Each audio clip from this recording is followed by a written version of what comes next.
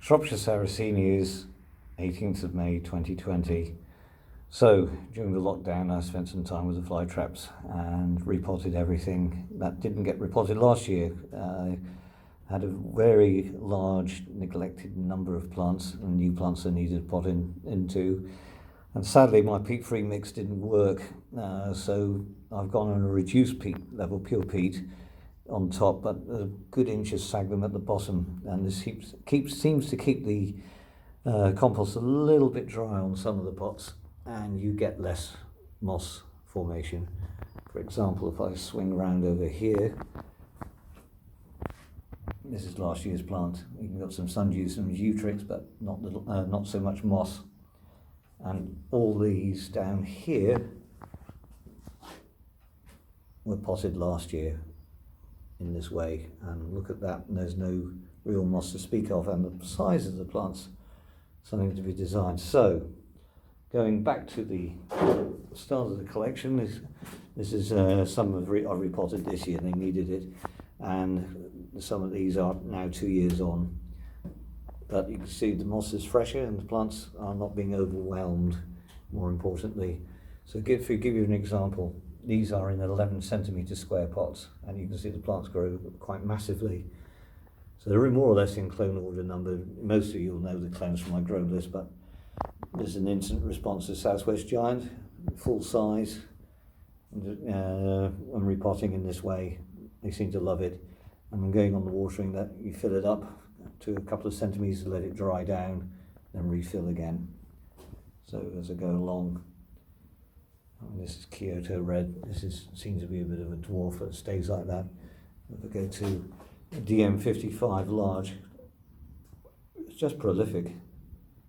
2 years on, 11 centimetre pots, nothing else, no fertiliser, no osmocote or anything like that, and off they go. This is one plant that is still in the peat-free mix. It's still to be hanging on there. So if you could use it by potting loosely, but I don't think it's as good as that one.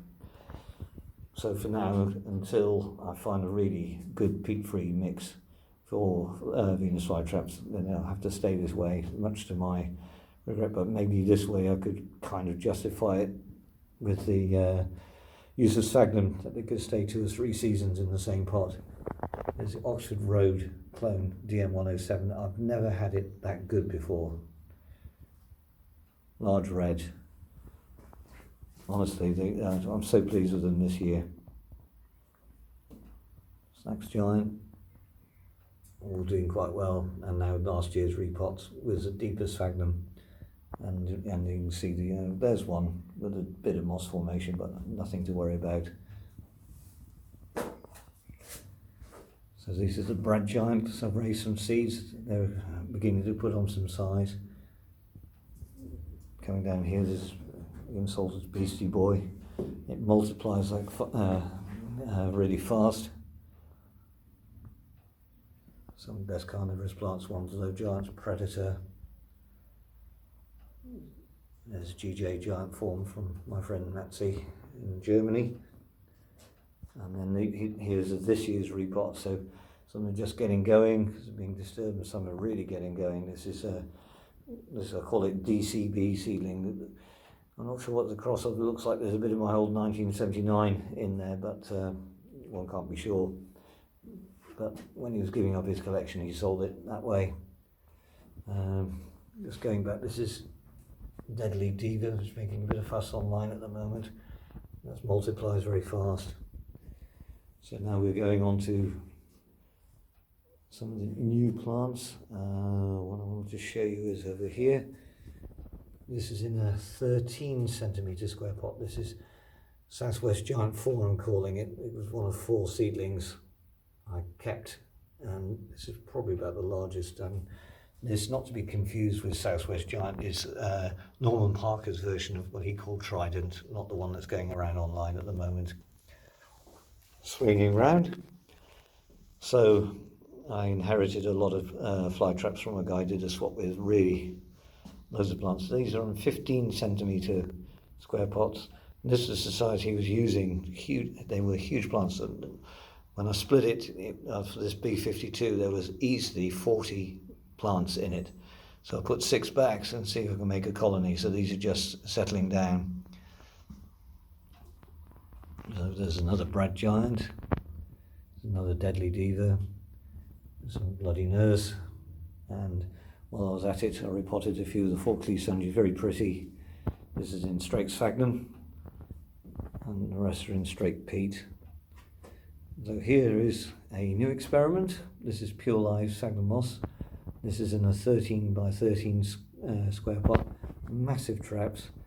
It was growing in the Sarracenia house. I moved it in here, and we'll see how this takes on over the year. But if it stays like this, it could be that I use pure sphagnum moss for my larger plants.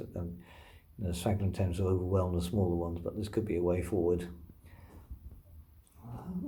Some crestate and broadleaf sundews, and again more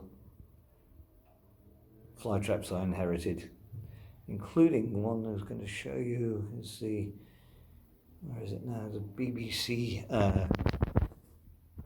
clone. This is the famous flytrap that was used on the Tender Trap film documentary in the early 70s, which actually started me off in this hobby in a way with a fascination, but I'm reliably informed it is the one. Now back onto Sarracenias. This is this year's sowings. It's quite a lot this year, and the rest of the greenhouse is occupied with Sarracenia cuttings, all striking nicely for the new season. So rhizome is best if you want a genetically identical stock, and this is the sundew collection on there. So scanning back, cuttings, seedlings, and the ever vigorous flytrap collection. Thank you for watching.